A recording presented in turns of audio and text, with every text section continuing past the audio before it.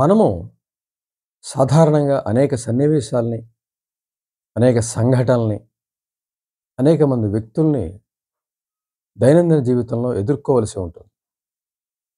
ఇంట్లో గాని, బయట గాని, ఆఫీసులో గాని ఎక్కడైనా సరే వివిధ వ్యక్తుల్ని కలుస్తూ ఉండాలి. వివిధ సన్నివేశాల్లో మనం ఉంటూ ఉండాలి. ఈ సందర్భంలో మనకి సరిపడినటువంటి వ్యక్తులతో ఉండటం అనేది చాలా అవసరం. అది ఆత్మగౌరవానికి సంబంధించినటువంటి విషయం. అంటే మనల్ని గౌరవించే వ్యక్తుల మధ్య, మనల్ని ఇష్టపడే వ్యక్తుల మధ్య ఖచ్చితంగా మనకి బాధ కలగదు, బాధ కలిగించరు అనే వ్యక్తుల మధ్య, అలాగే మనకి సరైన గౌరవం ఉంటుంది, సరైన ఆత్మీయత ఉంటుంది అనే సన్నివేశాల్లోనూ ఉండడానికి ప్రయత్నించాలి. అంటే మనల్ని చిన్నబుచ్చే వాళ్ళ మధ్య గాని, మనల్ని విడిగా అంటే కొద్దిగా తక్కువగా చూసే, చులకనగా చూసే సన్నివేశాల్లో గాని, వ్యక్తుల మధ్య గాని ఎట్టి పరిస్థితుల్లోనూ ఉండడానికి వీల్లేదు. అది మన స్వీయ గౌరవానికి భంగం అవుతుంది. తద్వారా ఆత్మవిశ్వాసం తగ్గే అవకాశం గూడా ఉంది. తద్వారా జీవితంలో ఒక ఒంటరితనం, ఒక శూన్యత ఏర్పడే అవకాశం ఉంది. కాబట్టి మనం దైనందిన జీవితంలో ఎదుర్కొనే సన్నివేశాలు గాని, మనుషులు గాని, అక్కడ మనకి తగిన గౌరవం ఉండాలి, తగిన గుర్తింపు ఉండాలి. అలా ఉన్న చోటే మనం ఉండడానికి తప్పనిసరిగా ప్రయత్నం చేయాలి. ఫలానా సన్నివేశంలో, ఫలానా వ్యక్తుల మధ్య మనకి కంఫర్ట్‌గా ఉండదు. మన ఆత్మగౌరవానికి భంగంగా ఉంటుంది. మన సెల్ఫ్ రెస్పెక్ట్‌కి ఇబ్బందవుతుంది అని అనుకున్నట్లయితే ఆయా వ్యక్తుల్ని, ఆయా సన్నివేశాల్ని నిరంకుశంగా దూరం పెట్టాల్సిందే. రాజీ పడి వెళ్ళటం గాని, మరేదో ప్రయోజనం ఆశించి వెళ్ళడం గాని ఎట్టి పరిస్థితుల్లో కూడా తగదు. ఎంచేతంటే ఎటువంటి ప్రయోజనానికి మనం ముందుకు వెళ్ళినా కూడా మానసికమైనటువంటి ఇబ్బందులొచ్చే అవకాశం ఉంటుంది. ఎందుకంటే ఆ స్థాయిలో అక్కడ చులకనగా చూడబడినా, తక్కువగా చూడబడినా, అలాగే కొద్దిగా పక్షపాత ధోరణిలో వ్యవహరించినా తీవ్రమైనటువంటి మానసికమైనటువంటి ఇబ్బంది కలిగే అవకాశం ఉంది. అది ఎక్కువ కాలం కొనసాగే అవకాశం. శరీరానికి తగిలిన దెబ్బ కన్నా కూడా మనసుకి తగిలిన దెబ్బ ఎక్కువ కాలం మనకి బాధ పెట్టే అవకాశం ఉంది. శరీరానికి ఆ సమయంలో ఎక్కువ బాధ, తర్వాత క్రమంగా తగ్గుతూ ఒకనాటికి దానికి శారీరకంగా మనకు బాధ ఉండదు. కానీ మనసుకు అలా కాదు. ఆ గాయం చిన్న బాల్యంలో జరిగినా సరే అది జీవితకాలం బాధ పెట్టే అవకాశం ఉంది. ఎప్పుడో ఒక 5, 6 ఏళ్ల వయసులో ఏదంటే ఒక హై స్కూల్ స్థాయిలో ఒక కలిగినటువంటి బాధ జీవితకాలం కూడా ఉండే అవకాశం ఉంటుంది. నయం కాని పరిస్థితి ఉంటుంది. సబ్‌కాన్షియస్‌లో ఏదో మూల ఉంటూ, ఏదో క్షణం జ్ఞాపకం వస్తూ ఉంటుంది. ఎప్పుడైనా దానికి సంబంధించిన సన్నివేశమో, ఆ మాటలో ఉన్నప్పుడు అది పైకి వచ్చి తీవ్రంగా ఇబ్బంది పెట్టే అవకాశం ఉంటుంది. అంచేత ఎక్కడికి వెళ్ళినా, ఎవరితో ఉన్నప్పటికీ కూడా మన గౌరవం ఉంటుందా? మన మానసికంగా సౌఖ్యంగా ఉంటామా? మనకి గౌరవం ఉంటుందా? ఇవన్నీ కూడా తప్పనిసరిగా ఆలోచించాల్సిన విషయం.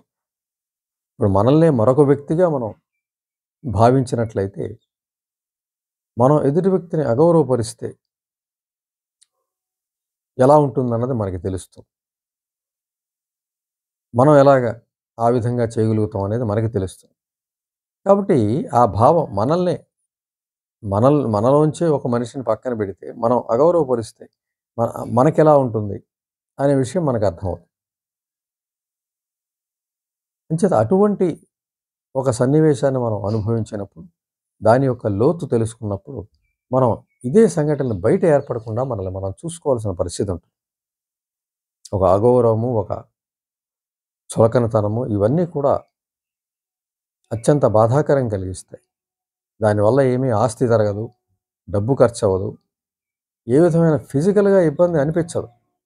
కానీ మానసికమైనటువంటి పెను నష్టం జరిగే అవకాశం ఉంటుంది. ఆత్మగౌరవం తగ్గినప్పుడు, ఆత్మవిశ్వాసం తగ్గినప్పుడు ఒక అనాసక్తి ఏర్పడే అవకాశం ఉంది. ఒక ఉదాసీన వైఖరి ఏర్పడే అవకాశం ఉంది. అవి చాలా ప్రమాదకరంగా ఉంటాయి. ఆస్తులేం జరగవు. ఆస్తులు అలాగే ఉంటాయి. మానసిక వనరులకి సంబంధించి ఇబ్బంది కలుగుతున్నప్పుడు మనం తప్పనిసరిగా ఆలోచించాల్సి ఉంటుంది. ఫిజికల్‌గా ఆస్తులు ఇవన్నీ గూడా మనకి కరిగే పరిస్థితి లేకపోవచ్చు. కానీ ఆత్మగౌరవ స్థాయి తగ్గినప్పుడు దాన్ని మనం గంభీరంగా తీసుకోవాల్సి వస్తుంది. అది దక్కకుండా చూసుకోవాల్సి వస్తుంది. ఎంచేతంటే చుట్టూ ఎన్ని ఆస్తులున్నప్పటికీ గూడా మానసిక ఆనందాన్ని కలిగిస్తాయి అనేది గ్యారంటీగా చెప్పలేం.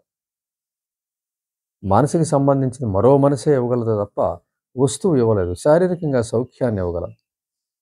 మనసుకి సంబంధించిన వనరుల్ని టచ్ చేసి మానసికమైనటువంటి ఆనందాన్ని ఇవ్వగలదు మరొక మనసే తప్ప ఈ వస్తు ప్రపంచం కాదనే విషయాన్ని కూడా మనం గ్రహించాల్సి ఉంటుంది.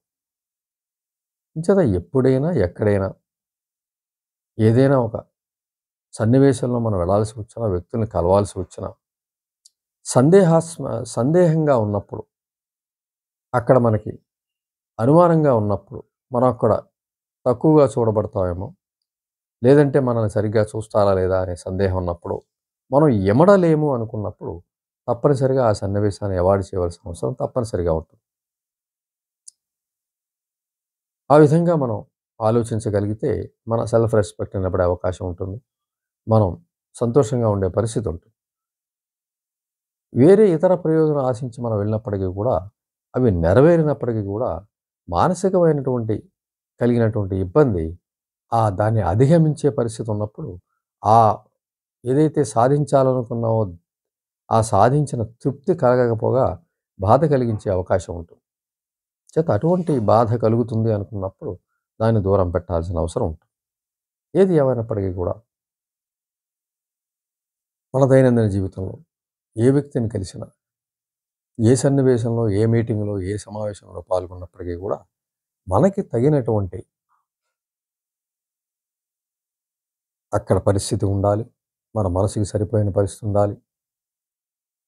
మన గౌరవానికి భంగం రాకుండా ఉండాలి. మన మానసిక వనరులు ఇబ్బంది పడకుండా ఉండాలి.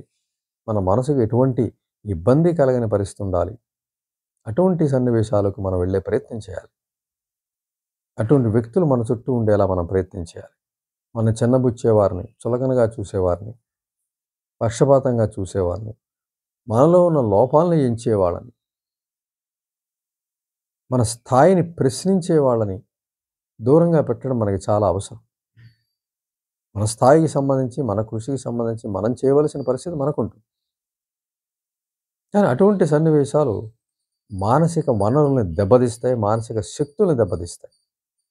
తక్షణం తెలియకపోవచ్చు. అటువంటి సన్నివేశాల నుంచి అవమానకర సన్నివేశాలు, చులకనగా చూసినటువంటి సన్నివేశాలు, గౌరవం ఇవ్వని సన్నివేశాలు, పక్షపాతం చూపిన సన్నివేశాల్లో ఉన్నప్పుడు అక్కడి నుంచి బయటకొచ్చిన తర్వాత చాలా కాలం పాటు, వీలైతే కొన్ని ఏళ్ల పాటు మనసు మీద దాని ప్రభావం ఉంటుంది. ఆ ప్రభావం ఏం చేస్తుందంటే మానసిక వనరుల్ని శూన్యత చేసే అవకాశం ఉంది. మానసిక శక్తుల్ని దిగజార్చే అవకాశం ఉంది. వ్యక్తిని ఒంటరిగా మార్చే అవకాశం ఉంది. మరొకసారి ఆ పరిస్థితిలోకి వెళ్ళాలంటే భయపడే పరిస్థితి వస్తుంది. తను కూడా తనని నమ్మలేని పరిస్థితి వస్తుంది. తనని గౌరవించే వాళ్ళని కూడా నమ్మని పరిస్థితి వస్తుంది. ఏమో వీళ్ళు కూడా అగౌరవపరుస్తారేమో, వీళ్ళు కూడా ఇబ్బంది పెడతారేమో అనే అనుమానం జనించే అవకాశం ఉంది. అది చాలా ఇబ్బందికరంగా ఉంటుంది. తద్వారా ఎవరిని కలవలేని పరిస్థితి, ఒంటరిగా ఉండే పరిస్థితి వస్తుంది.